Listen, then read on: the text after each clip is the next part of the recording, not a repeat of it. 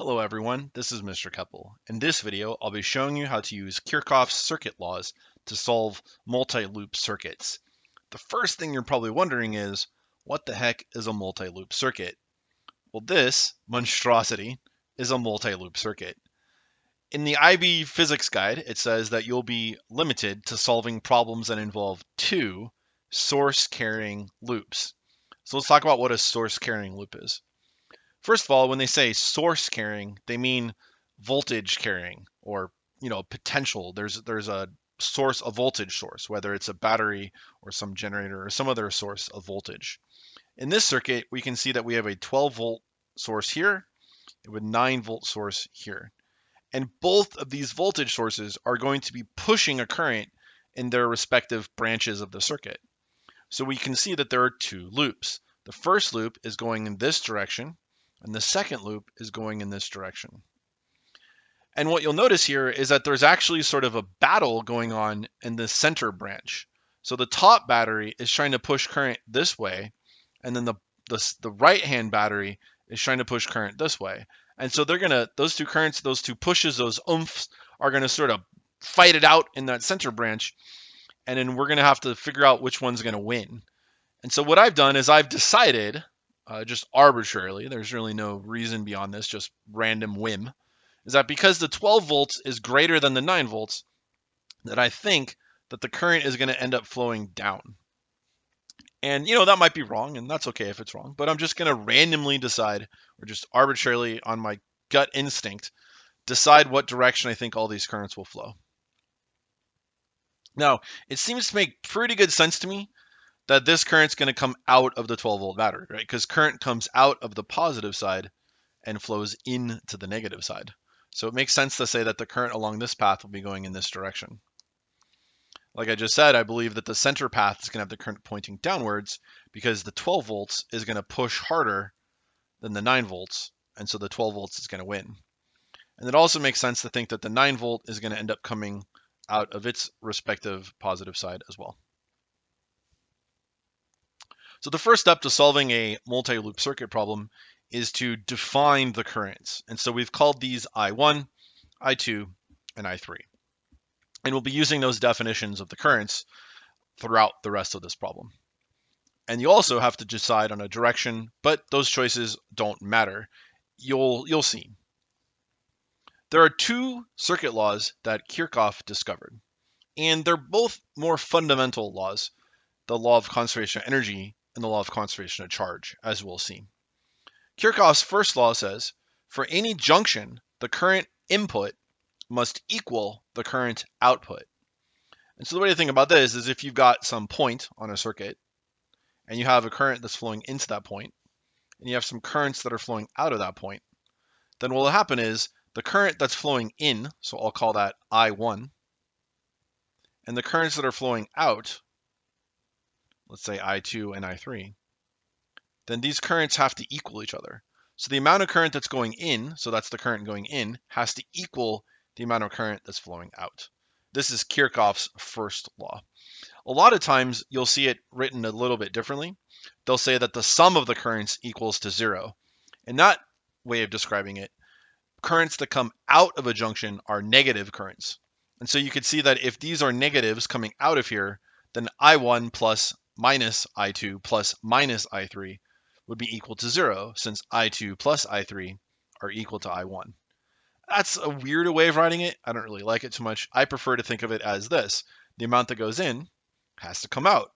That's just conservation. If charge can't be created or destroyed, then however much charge goes in, the same amount of charge has to come out. Because if it didn't, then that would mean that charge is created or destroyed. And net charge is a conserved quantity. And so the first loop law was discovered. The current that goes in equals the current that goes out. The second loop law is super confusing, but it makes sense if we break it down. So here's what it says. For any closed loop, the sum of the potential differences must be 0. So let's look up at this picture here. So let's start at point B, and let's say that we're going to go all the way around this circuit and then back to point B again. That's a closed loop. The closed loop just means that we've started at the same point that we've ended. Let's try that again. Closed loop. Closed loop means that we started at B, went all the way around some arbitrary path, and we came back to the same point. And if you ask what's the potential difference along that path, well, the answer has to be 0 because the charge is back to where it started from. You may recall that the definition of potential difference is it's the amount of work that you need to move a coulomb of charge between 2 points. But if you've moved the charge back to where it started from, then it hasn't really gone anywhere. And so there's no work done to move it to the same point that it started from. It would be the same effect as if the charge just stayed at point B. So that's what we mean by the second law, or Kirchhoff's loop law, which says that the sum of the potential differences have to be equal to 0. So more specifically, what that means is that starting at B, how much potential difference was there to here? So all the way along from here to here. Well, those were negligible resistance wires, so there was no potential difference. But then when we go through the battery, we gain 9 volts. Then we go along here, once again, no potential difference. But when we go through the resistor, we lose energy. And then we keep going, nothing here because it's just, negligible resistance wires. We go through another resistor, and so there's another exchange of energy. And then we get back to B again. And so the idea is basically that when you go through resistors, you'll either gain or lose energy depending upon which direction you go. And when you go through a battery, you'll either gain or lose energy depending upon which direction you go. But we know that if you go all the way around the loop back to where you started from, then the total change in the energy has to be 0. You can't gain more energy than you put in, and you can't get out more energy. What am I trying to say? You can't get out more energy than you put in, and you can't put in less energy than you get out. Whatever, it's the same thing. But the point is, energy can't be created or destroyed. And so if you start at a point and go all the way around some crazy path back to the same point, then the total potential drops across that entire path, or the total potential gains across that path, they have to add up to being 0. So those are Kirchhoff's loop laws. They make sense, but they're weird. Like they're just strange, and students have a really hard time with it, especially the second one. So I want to talk about the second one a little bit more, and this is how you're generally going to be experiencing the loop law. Is it'll say like, hey, we are doing a loop. We're looping around the circuit. Like, what the heck? What's a loop? Well, the loop is just some arbitrary path that we're taking from one point back to where we started from again. So imagine that we were coming through here from A to B, and this was just part of a larger path that brought us back to A again, but we're just not going to show the rest of the path. So if I loop from A to B, that's my imaginary path that I'm taking around the circuit, where I know that if I go all the way back to A again, the total potential difference will be 0. But what would be the potential difference just across this one segment of the path? So from VA to B, so from the potential difference from A to B, what is that going to be equal to? Well, let's look at what we did. We went through a battery. We went into the low terminal and we came out the high terminal. Well, this is normal. This is what happens when current flows through a battery, is it gains energy. So this would be a gain of V. So the potential difference between A and B would be a gain of V. But if we flip the battery so that we were actually going into the positive end and then coming out the negative end when we were looping, so looping from A to B, we see that we're looping into the high potential side of the battery and then looping out of the low potential. So that means that we actually lost energy on this loop. So VA sub B would be equal to negative V. So if you loop backwards through a battery, you'll actually lose energy. And so that's what the negative V is showing you, is that you've actually lost energy by going this direction. If you think about a resistor, well, resistors normally dissipate energy. Resistors, through the collisions of the current with the lattice ions in the wire, the lattice ions are going to take away energy from the charges that are flowing through the conductor, through the current. So in this case, the voltage from A to B, if we loop this way, we're going with the current. And so that means that this is normal. This is what you'd expect to happen. You would expect to lose R times I. That's just Ohm's law, V equals IR. The voltage drop across a resistor is just equal to IR. I've written it as RI because usually what's going to happen is you'll know what R is. Like it'll say, oh, it's 5 ohms or 10 ohms, but you won't know what the current is. And so we usually like to write R first in this case. But remember, what's important here is that it's a negative because you're going with the current. Things are normal. You expect the resistance to cause the current, the charge in the current to lose energy. But if we go opposite to the current, well, this is the opposite. So VAB is going to be a plus of RI. And so if you go against the current, then what you have to imagine is that the charges that were coming in here at point B, they were filled up with energy. Then they went through the circuit, they went this way, and they came out over here and they were drained of their energy. And so if we're looping the other way, then we're seeing the charges start with no energy and seeing them end with energy. And so the effect is that it looks like the charges gained energy when we're looping opposite to the current. And this is where it gets weird because, like, what? Why are we looping opposite? Well, it just happens sometimes. It just happens that when you make this arbitrary path, sometimes you end up going opposite to the current. And you just have to remember that mathematically, this would be a gain in energy, even though like it doesn't make sense to be going opposite. But that's just sometimes how this tool, this mathematical tool, ends up playing out. So let's review. When you go into the negative side of a battery, when you loop into the negative side, you gain energy. When you loop into the positive side of a battery or a cell, you lose energy. When you loop through a resistor with the current, you lose energy. And when you loop against the current through a resistor, you gain energy. So now let's apply these laws to the circuit up here. Determine a unique set of equations for the circuit shown at the top of the page. Junction law at point B. All right, let's go check this out. So if we go to point B, looking right here, we can say the sum of the currents going in has to be equal to the sum of the currents coming out. So you just have to trace. It looks like if we trace back I2, it came from there. And if we trace back I3, it came from there. And if we trace forward I1, it's going in. So we can see that I1 is going into B, and I2 and I3 are coming out of B. So we can say the equation would be the currents going in, I1, equals the currents coming out, I2 plus I3. And so that's our first equation. I1 equals I2 plus I3. And that's it. Okay, next, we want to do the loop law. So loop law is where it gets a little bit confusing because we have to start doing these weird, like, theoretical or imaginary paths that we're going to take through the circuit. So we're going to use the loop law around BEDA. And so that's why these letters are labeled. So we're going to loop law. So let me get a highlighter. So we're going to loop law from BEDA. So starting at B, we're going to go BEDA. So we're going to loop that way. And the loop direction is important. So we're looping around this direction. Okay, you know what? That's confusing. Usually the way we do it is you just go like this. And then we call that loop BEDA. Okay, let's begin. So what we're going to do is we're going to start at B, and we're going to end up looping with the current through this 5 ohm resistor. And so we're going to write that as negative 5I2. Negative 5I2.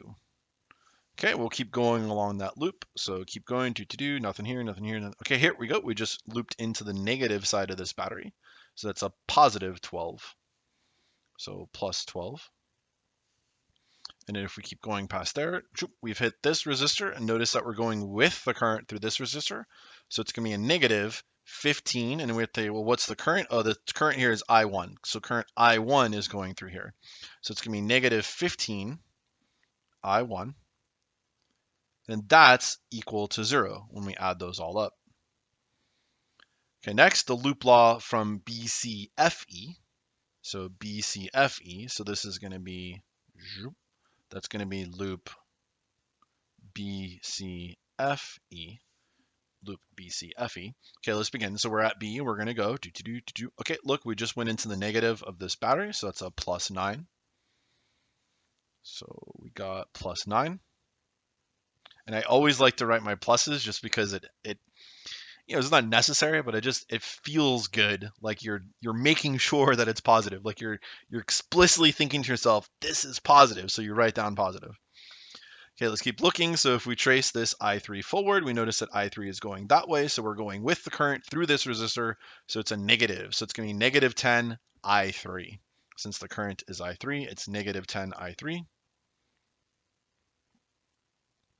And let's keep going because we haven't closed the loop yet. Okay, here we go. Oh, and so now look, we are looping up, but the current is going down. So this is a positive potential difference. We're gaining energy when we go backwards through this resistor.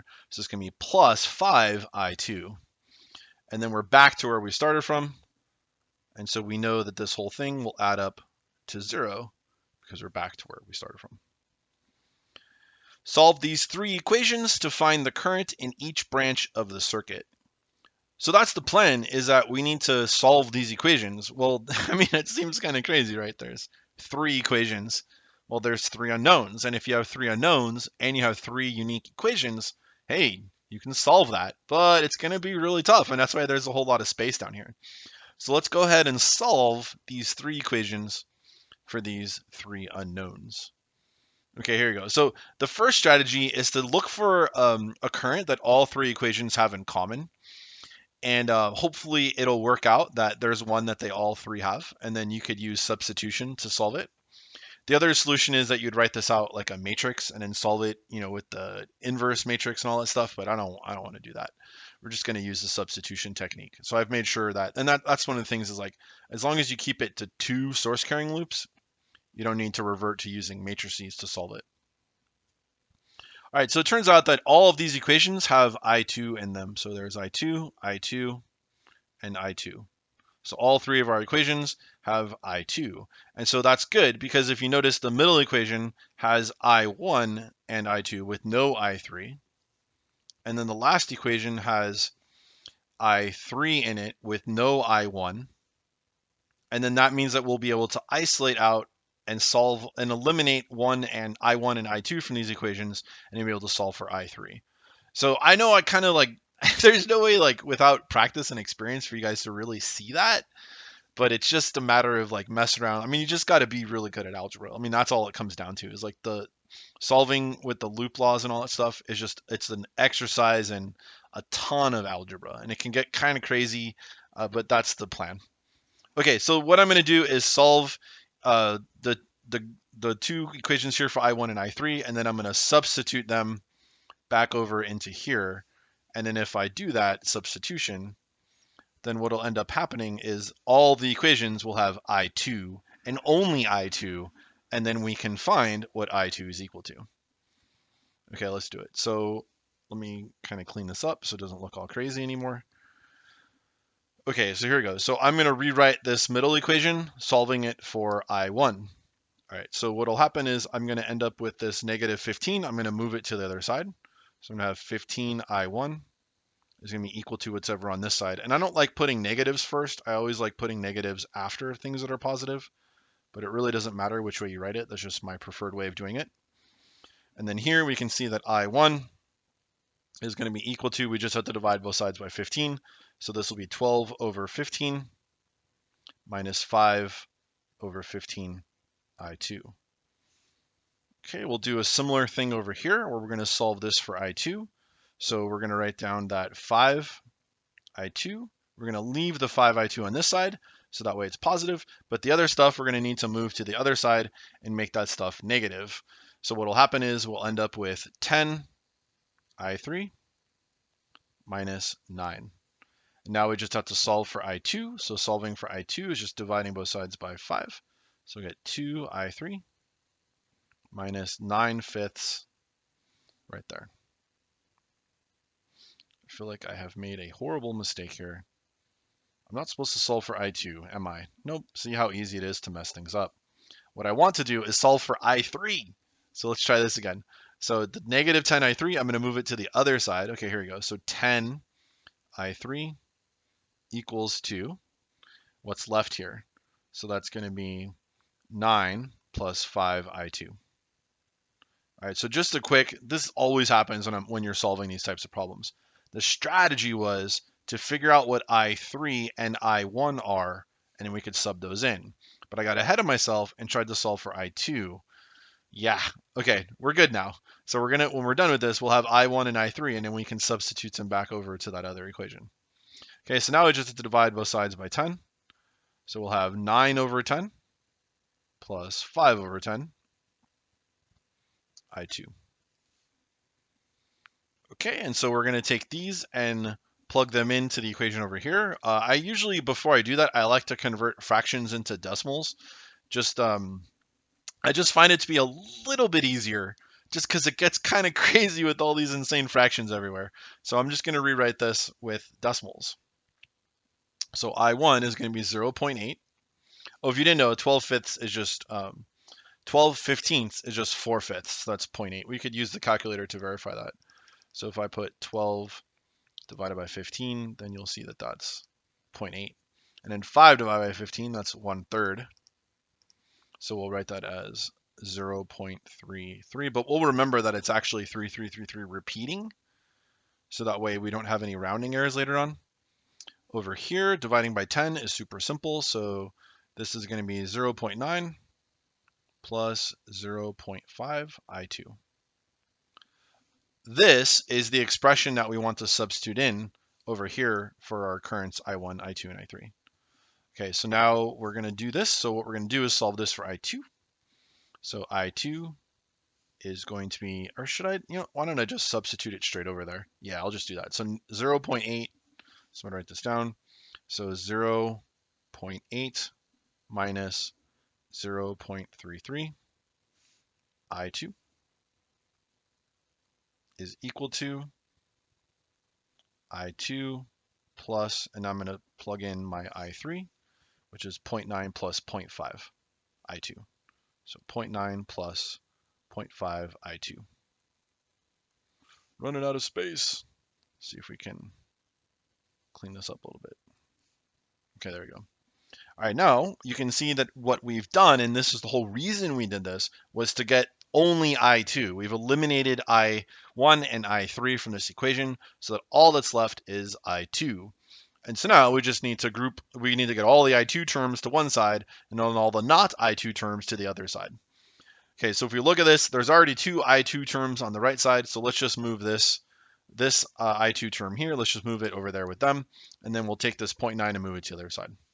All right, so let's go ahead. So we're going to have 0.8 minus 0.9 equals to I2 plus 0.5 I2 plus 0.33 I2. Okay, so on the left-hand side, we see that we have negative. We'll use a different color just so it's easier to keep track. Negative 0.1 is equal to, and now over here, we're going to have a whole bunch of I2 terms. Let's see. So you're going to have 1 plus, we could just do this in calculator. So this is going to be plus 1 plus 0.5 just to make sure we don't screw this up. So that's going to be 1.833. So 1.833 I2. And now we can figure out what I2 is because it's just simple algebra. So I2 is going to be equal to negative 0.1 divided by 1.833. So I'm going to take negative 0.1 divided by that number, second answer. And I get this as being I2. So this tells us that I2 is equal to negative 0.55 amps. But I'm going to try to remember that it was actually 0.545454. So when I go to type this in later on, I'm not going to use 0.55. I'm going to carry an extra digit of precision so I don't get rounding errors. All right, let's talk about the negative sign for a second. What the heck does that mean? So if I2 is negative, then you know what that means is that our presumption that I2 is going to go down is wrong. That I2 actually points up. But there's no point in redefining it because we've already defined that it goes down. And so by that definition, if I2 points down, then getting a result of negative 0.55 amps means that it actually is pointing up. And I feel like I just noticed that I wrote this wrong. Maybe you guys are screaming at me. So it's negative 0.055. So there's that 0 after the decimal point that I missed. So all that negative means is it just means our guess, our arbitrary directions were wrong, and that's why the direction doesn't matter. You can have it point in whatever direction you want. If you get a negative, it just means you did it the wrong way, and you can just fix it later. Okay, now to finally solve this, we just have to take that 0.055 amps and just throw it over into the I2s over here. So you can see that our I2s can get substituted over here. Now that we know what I2 is, we can just go back and we can figure out what all these other guys are.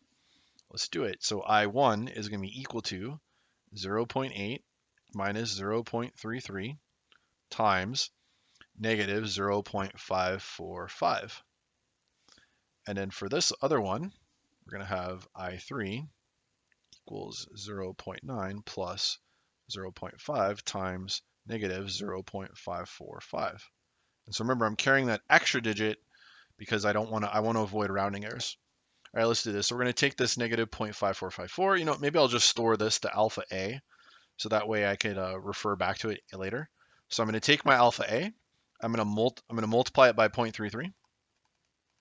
And then I'm going to take 0.8 and I'm going to subtract it by that result. And then that's our current I1. So we get this result that I1 is equal to 0.82 amperes. And now let's solve for I3. So I3, I'll take 0.9 plus 0.5 times, and then I stored alpha A, and then I get 0.87.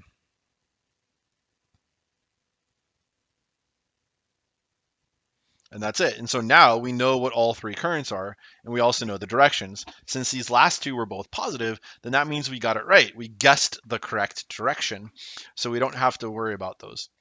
Okay, now the circuit is considered to be solved because we figured out the currents through every single branch. These multi-circuit problems, multi-loop circuits are really complicated and really confusing, and they can just be super, super gross as far as the algebra goes. But this is the basic setup. All right, I wanted to just show you guys that the loop law is equivalent to the conservation of energy.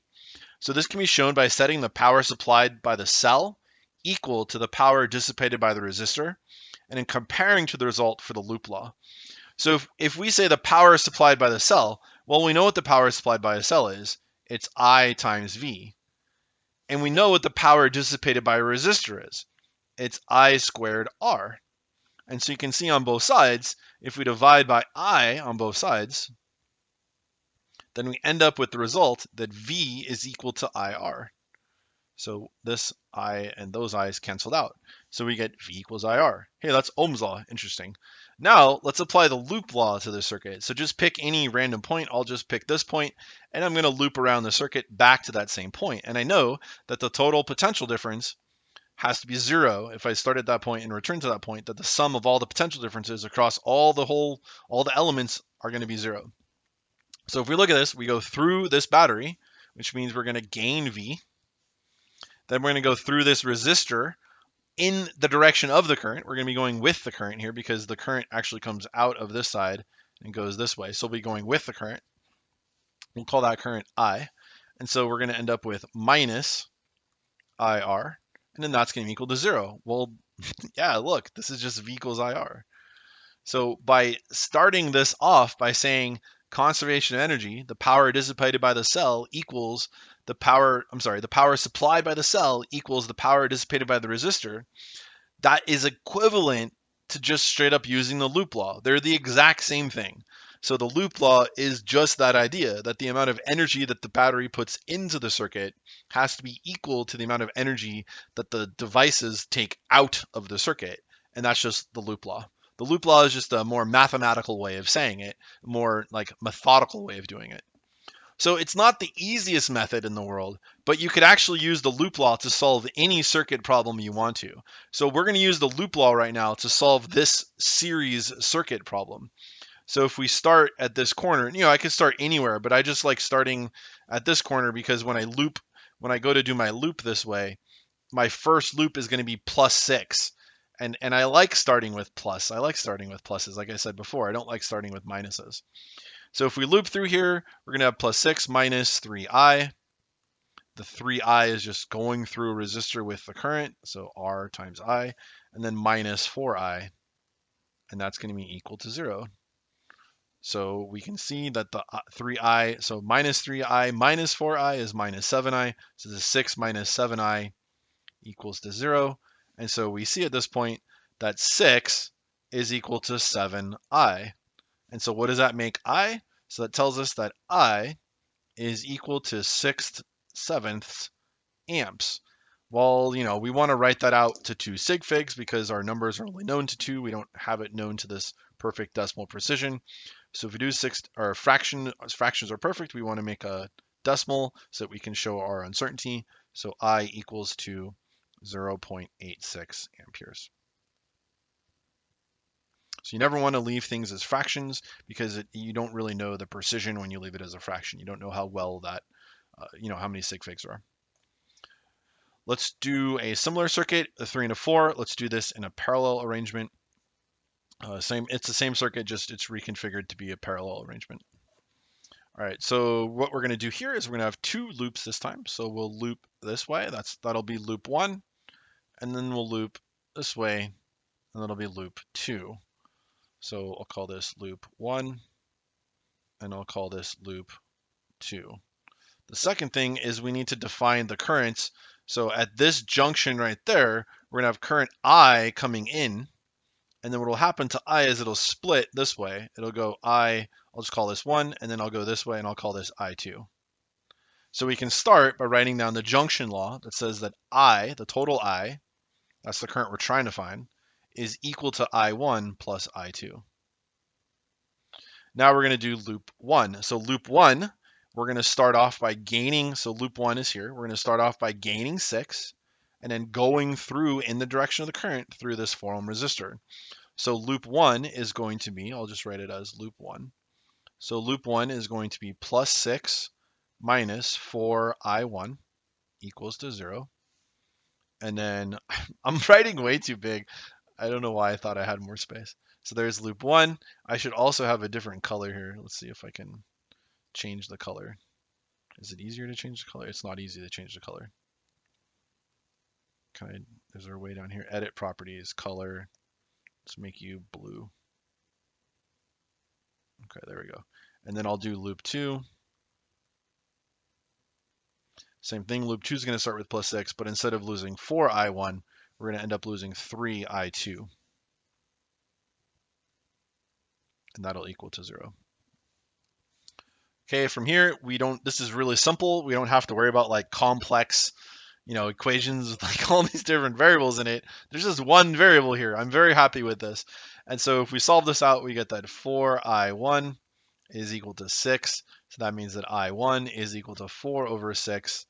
And 4 over 6, let's just use a calculator because we can, is just 0.67. And then over here, we'll do a similar thing. So this is going to be 3I1 equals to 6. So I1 is equal to 6 over 3, which is 2 amps. Okay, so now we just have to take our 2 currents here. What happened? Somewhere along the line, I got my I's mixed up. This one is I2. So loop 1 was I1, but loop 2 was I2. It's very confusing, all these different letters and symbols and everything. Okay, so now we know that I, the total I, is just these 2 I's added up. So I is going to equal I1, which we said was 0.67, plus 2. And so the total current is 2.67 amperes. So like I was saying, you normally wouldn't want to do it this way. The better way of solving these problems would be to calculate the equivalent resistance and just use V equals IR. But the loop laws work as well. It's not the easiest method, but it still works. So loop laws are generally used when you have these complex, 2 source carrying loops. So that way you can't turn it into a simple circuit. Question 5. A student defines the currents in the circuit as shown below. Okay, we got a fairly simple circuit actually. And this is actually very similar to a problem that I'd give you before I taught you the loop law. Like you'd say, well, this is an equivalent resistance of 6. It's in parallel with that, so we can find the equivalent resistance of those 2. But let's use the loop law to find this instead, because loop law can solve any circuits problem. Apply the loop law to loop CDBA to find an expression which relates I2 and I3. Okay, so this is loop CDBA. So C CDBA, like this, CDBA. Okay, so that's our first loop that we're gonna be looking at. So let's loop it. Okay, so starting at C, here we go. We're gonna go through 4 in the direction of the current.